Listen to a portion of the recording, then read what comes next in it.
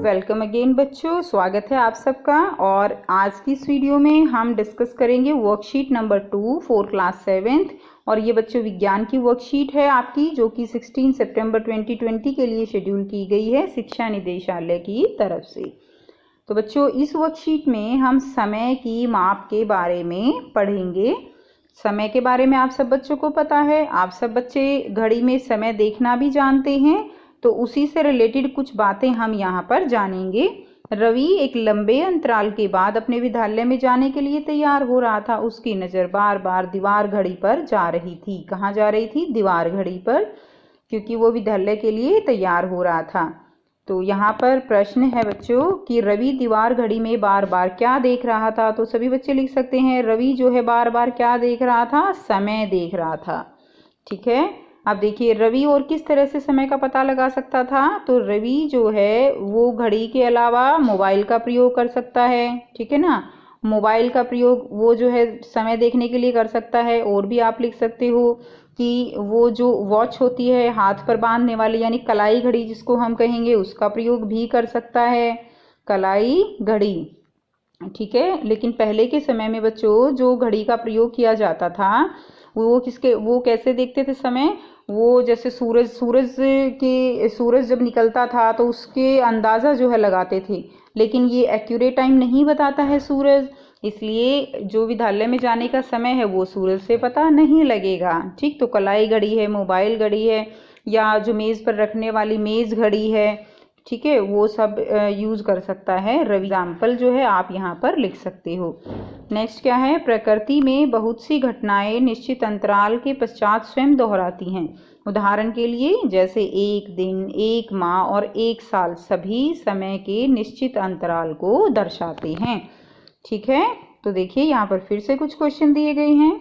दिए गए समय अंतराल के उपयुक्त शब्द लिखने हैं। तो एक सूर्योदय से अगले सूर्योदय के बीच का समय, तो बच्चों एक बार जो है जैसे दिन हुआ है, अगली बार उसी समय जब दिन निकलेगा तो वो जो है क्या कहलाएगा? पूरा एक दिन कहलाएगा। ठीक, उसके बाद देखिए एक अमावस्या से अगली अमावस्या के बीच का समय क्या कहलाता है? यानी अमावस्या जो है वो हर एक महीने में आती है। ठीक है, बीच का जो टाइम होता है वो कितना होता है? एक महीना पूरा। 15 दिन के बाद पूर्णिमा आती है और अगले 15 दिन के बाद फिर क्या आती है? अमावस्या। तो यहाँ पर क्या लिखेंगे हम? एक माह। ठीक, उसके बाद देखिए सूर्य की एक परिक्रमा पूरा करने में पृथ्वी द्वारा लिया गया समय। तो सूर्य की एक परिक्रमा पूरी करने में पृथ्वी कितना समय लेती है? 1 साल। Very good. उसके बाद देखिए अब यहाँ पर कुछ ये दीवार घड़ी है, ये मेज़ घड़ी है, ये डिजिटल घड़ी हैं। तो समय मापने की सबसे सामान्य युक्ति क्या है? वो घड़ियाँ हैं। अब सभी घड़ियों में आवर्ती गति का उपयोग किया जाता है। आवर्ती गति एक चिर परिचित उदाहरण है सरल लोलक। तो बच्चों आवर्ती गति का मतलब क्या है? कि एक ही अंतराल के बाद दोबारा जो है उसको आप कह सकते हो रिपीट करना। जैसे आप झूला झूलते हो तो झूला झूलने में एक बार आगे गए, फिर पीछे, फिर आगे, फिर पीछे, तो इस तरह जो ये गति होती है ये क्या कहलाती है? आवर्ती गति कहलाती है। जैसे अगर हम एग्जाम्पल लें, सरल लोलक का एग्जाम्पल है, जैसे ये जो है क्या है? सरल लोलक है, ये जो एग्जाम्पल दिया गया है आपको। अब इसमें क्या है कि ये लोलक जो है एक बार जब इसको आप पकड़ के ऐसे हिलाते हो तो ये जो है एक बार इस तरफ गति करेगा, फिर जो है ये वापस अपनी पोजीशन पे ऐसे आएगा, फिर ऐसे, तो इस तरह से ये गति करता रहता है। तो ये जो गति कहलाती है ये क्या कहलाती है? ये गति आवर्ती गति कहलाती है। तो देखिए वह गति जो एक निश्चित समय अंतराल पर स्वयं को दोहराती है क्या कहलाएगी? आवर्ती गति। उदाहरण के लिए पृथ्वी का सूर्य के चारों ओर की गति, ठीक है, और झूले की गति। तो ये मैं पहले बता चुकी आपको झूले की गति कैसी गति है। अब यहाँ पर देखिए जब सरल लोलक का गोलक एक चरम स्थिति ए से दूसरी चरम स्थिति बी पर तथा बी से वापस ए पर आता है तो एक दोलन कहलाता है। यानी बच्चों मान लीजिए ये जो हमारे पास क्या है? एक लोलक है। अब ये ए है, जब ये इस तरह से आप इसको पकड़ के जो है इसको हिलाते हैं तो एक बार यहाँ आएगा, फिर क्या होगा? ए पोजीशन हो गई, फिर ये जो है इस तरफ से इस तरह से चला जाता है, तो ये क्या हो गई? इसकी पोजीशन, ये उसकी स्थिति हो गई बी।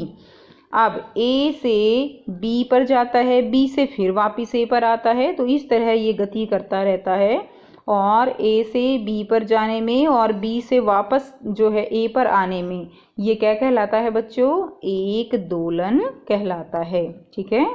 अब सरल लोलक द्वारा एक दोलन पूरा करने में जितना समय लगता है उसे क्या कहते हैं? उसे सरल लोलक का आवर्तकाल कहते हैं। यानी देखिए, ए से बी पर गया, इसमें भी समय लगा, फिर बी से वापस ए पर आया, ये क्या हो गया? ये एक दोलन हो गया। और इसमें जो समय लगा जाने में भी और आने में भी, ये समय क्या कहलाएगा? ये समय आवर्तकाल कहलाता है। ठीक है, यहाँ से समझ आ गया बच्चों आपको? देखो यहाँ पर लिखा हुआ है, स्थिति ए से दूसरी चरम स्थिति बी पर तथा बी से वापस ए पर जो आता है वही क्या है? दोलन। और उसमें लगा समय क्या होगा? आवर्तकाल होगा। समय का मात्रक क्या है? समय का मूल मात्रक सेकंड है। इसका प्रतीक क्या है बच्चों? सेकंड को कैसे दिखाते हैं? एस से। और समय का बड़ा मात्रक क्या है? मिनट तथा घंटा। घंटा और समय का और भी बड़ा मात्रक है। अब देखिए क्वेश्चन दिए गए हैं, तो क्वेश्चन क्या है? सूर्य के चारों ओर पृथ्वी की गति क्या कहलाती है बच्चों? आवर्ती गति। अभी अभी हमने पढ़ा ना, सूर्य के चारों ओर पृथ्वी की गति क्या कहलाती है? आवर्ती गति। आवर्तकाल से आप क्या समझते हैं? तो आवर्तकाल अभी अभी हमने यहाँ पर एग्जाम्पल किया। ये देखिए, ये परिभाषा दी हुई है, यहाँ से आप लिख सकते हो, सरल लोलक एक दोलन पूरा करने में जितना समय लगाता है उसे सरल लोलक का क्या कहा जाता है? आवर्तकाल कहते हैं। अब उसके बाद देखिए, किसी भी कार्य को समय पर पूरा करने का दो लाभ आपको लिखना है। तो बच्चों, समय पर कोई भी अगर हम कार्य करते हैं तो उसके लाभ ही लाभ हैं, हानि तो कोई है ही नहीं। तो ठीक है, आप अपने आप से ये क्वेश्चन जो है बनाकर लिख सकते हो। और हम कैसे लिख सकते हैं इसको? तो आप साथ साथ लिख सकते हो कि समय पर कार्य करने से वह व्यवस्थित रूप से हो जाता है। ठीक है ना, कि समय पर कार्य करने से वह समय पर कार्य करने से वह व्यवस्थित रूप से, व्यवस्थित कैसे लिखेंगे? व्यवस्थित रूप से हो जाता है।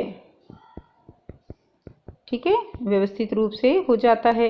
पहला पॉइंट ये हो गया। अब अपने आप से भी लिख सकते हो। चलिए दूसरा पॉइंट क्या लिखेंगे हम? दूसरा पॉइंट हम लिखेंगे कि समय पर कार्य करने से हम तनाव मुक्त रहते हैं। तनाव मुक्त यानी कोई टेंशन नहीं होती है, तनाव मुक्त रहते हैं। समय पर कार्य करने से हम तनाव मुक्त रहते हैं। तो ये दो जो है पॉइंट बच्चों आप लिख दीजिए कि कार्य समय पर पूरा करने के क्या क्या लाभ हैं। तो बच्चों, ये थी आज की वर्कशीट और आई होप आपको वर्कशीट समझ आ गई है। कोई प्रॉब्लम है तो कमेंट करके पूछिए, और अगर वीडियो अच्छी लगती है तो लाइक शेयर कीजिए, चैनल को सब्सक्राइब कीजिए। And thanks for watching.